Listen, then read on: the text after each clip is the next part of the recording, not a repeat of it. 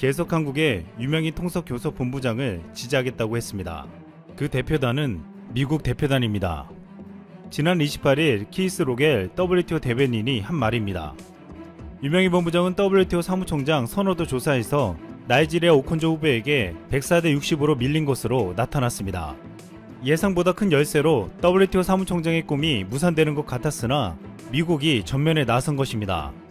총장 선출 과정을 주관하는 데이비드 워커 WTO 일반 2세의 의장은 28일 밤 유 본부장에게 나이지리아 응거지 오콘조 이엘레 후보가 선호도 조사에서 득표를 많이 해 응거지 후보를 추대하기로 했다고 공식 통보했습니다. 이 말은 사실상 유 본부장에 대한 자진 사퇴를 권고하는 말이었습니다. 그런데 여기서 이 결과를 뒤엎을 커다란 변수가 등장한 것입니다. 미국이 친중 성향의 오콘조 후보에 대한 거부권을 행사했습니다. 이미 미 국무부는 25일 재해공간에 주재직 정부의 유명인 본부장 지지 여부를 파악해 유 본부장 지지를 권유하라는 전문을 보내 거부권을 예고했습니다. 그리고 미국은 오콘조 후보가 선호도 조사에서 승리했다는 결과가 나오자 미국은 오콘조 후보를 지지하지 않는다고 공개적으로 천명했습니다. 미 무역대표부는 이날 성명을 내고 미국은 WTO의 다음 사무총장으로 한국의 유명인 본부장이 선출되는 것을 지지한다고 말했습니다. 이제 미국의 등장으로 선호도 조사에서 오콘조 후보가 크게 이겼지만 선거전은 이제부터 다시 시작되었다는 말이 나오고 있습니다. 유명인 본부장이 열세에 놓인 가장 큰 이유는 27개국의 EU가 나이지리아 오콘조를 선택했기 때문입니다. 그런데 여기서 중요한 것은 EU는 오콘조 후보를 지지하면서도 유명인 본부장이 되어도 반대하지 않을 것으로 말했다는 것입니다. 이 때문에 협의 과정에서 미국이 주장하고 설득하면 유명인 본부장을 지지할 수도 있을 것으로 보고 있습니다. 이미 EU 내에서는 동유럽 국가들이 한국 후보에 대한 강력한 지지를 표명한 바도 있었기 때문입니다.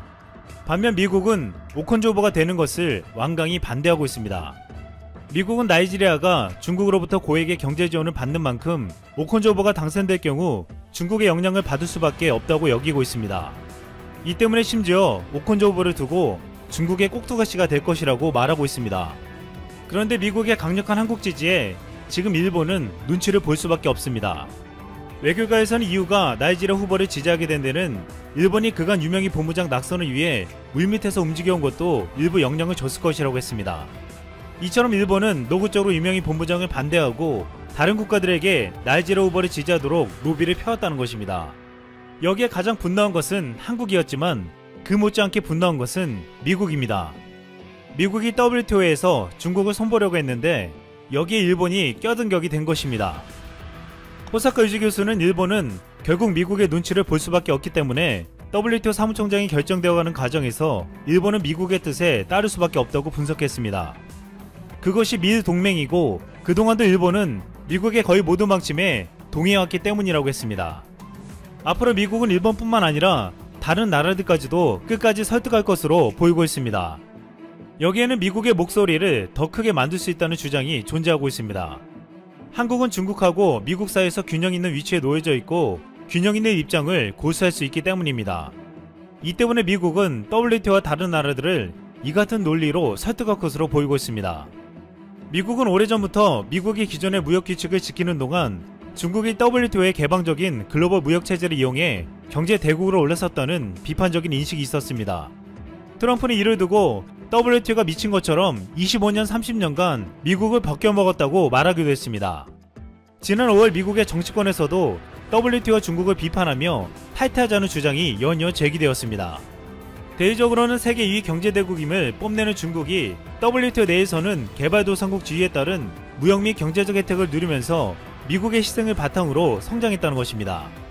그러나 다른 한편에서 통상 전문가들은 WTO 탈퇴는 오히려 미국의 패권을 손상할 수 있다고 진단했습니다.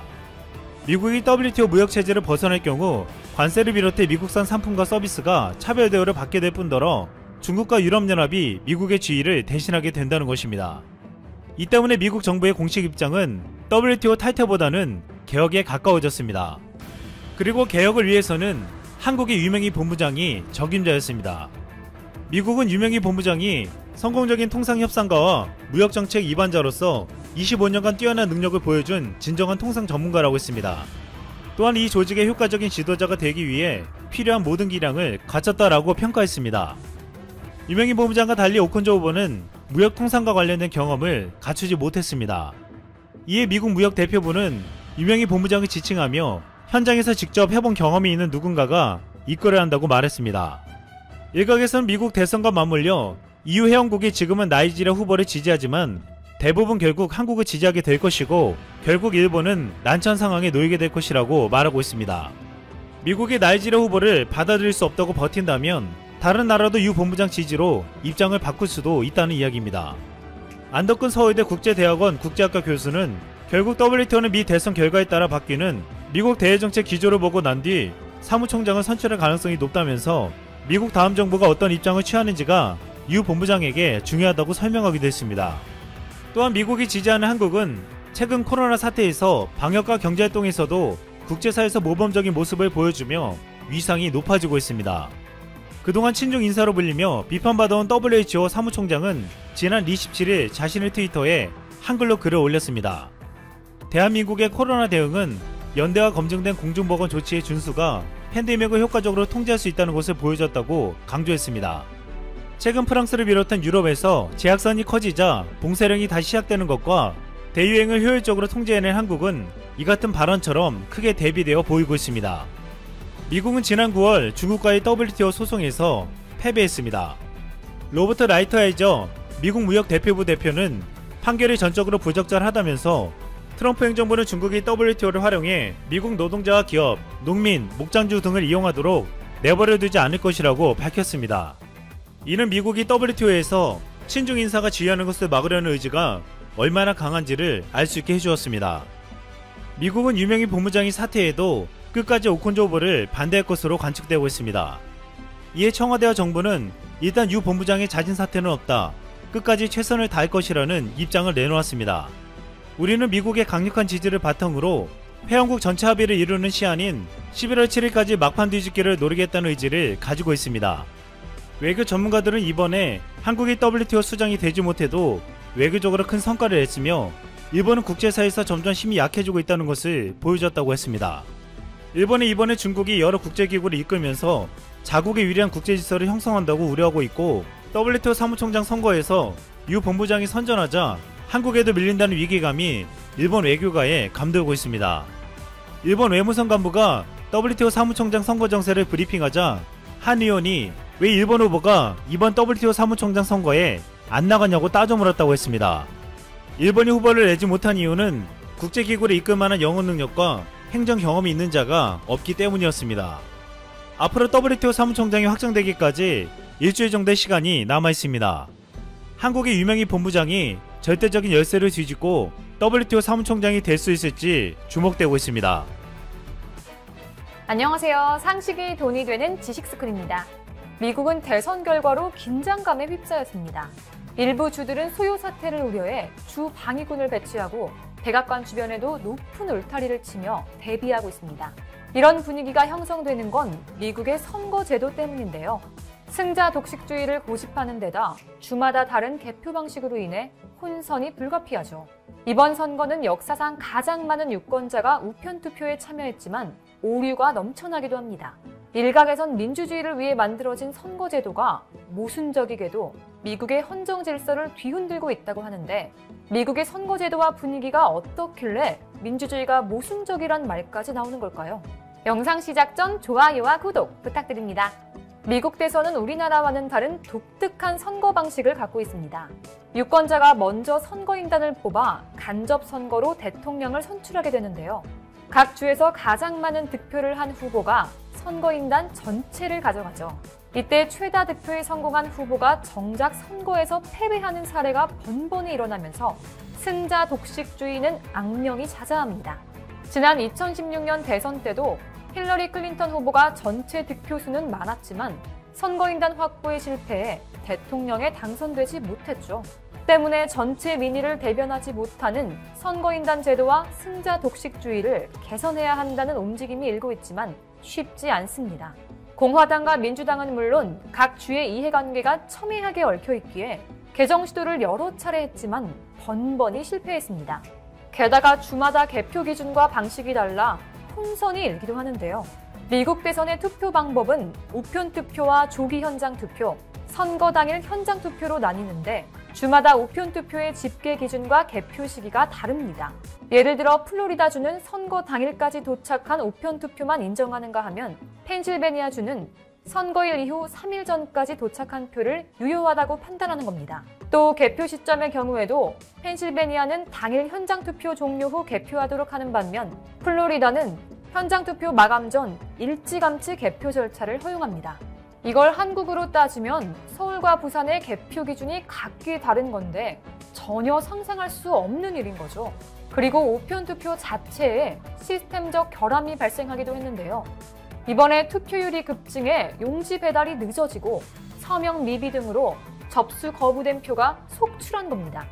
뉴욕타임스에 따르면 현지 시각 1일 기준 부재자 투표용지 중 3,600만 개가 아직 도착하지 않았거나 접수가 거부됐다고 합니다. 뿐만 아니라 중복 투표 가능성도 배제할 수 없죠. 투표용지가 실수로 여러 장 배송될 수 있을 뿐더러 유권자가 우편 투표를 한 뒤 대선 당일 현장 투표를 하는 것을 막을 수 없기 때문인데요. 실제로 지난 6월 조지아주에서 실시된 예비선거 결과 1000여 명이 중복 투표한 사실이 확인됐습니다.